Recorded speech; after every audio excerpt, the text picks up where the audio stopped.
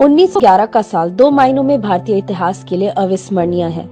कांग्रेस न केवल अपने हर अधिवेशन में बल्कि जमीन पर भी बंगाल विभाजन का पुरजोर विरोध कर रही थी।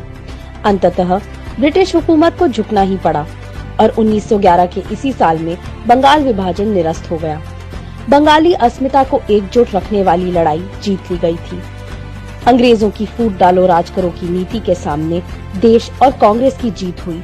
साथ ही पूरे देश में ये संदेश गया कि एकजुट रहकर ही देश विरोधी शक्तियों को परास्त किया जा सकता है। इसी साल बिशन नारायण धर की अध्यक्षता में 1911 में कलकत्ता अधिवेशन आयोजित किया गया।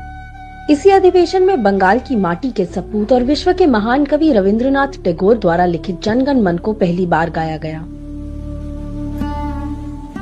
पहली बार गाए जाने के बाद से ही जनगण मन भारतीय जनता में देशभक्ति का प्रतीक बन गया। यही कारण है कि 1950 में जनगण मन को राष्ट्रगान का दर्जा दिया गया। जनगण मन ने आजादी के आंदोलन में देशभक्ति की भावना का संचार करने का काम किया।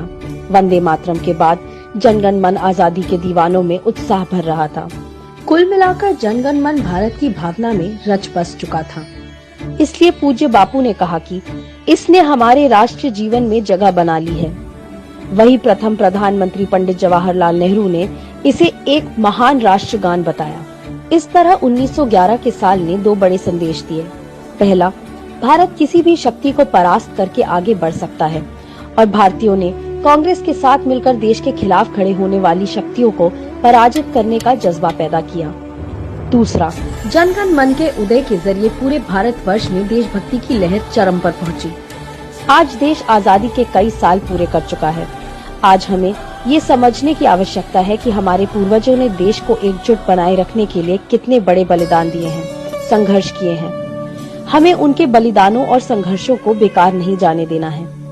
हम सबको एकजुट होकर अंदर और बाहर दोनों तरह के दुश्मनों से देश की आजादी की रक्षा करनी है। जय हिंद।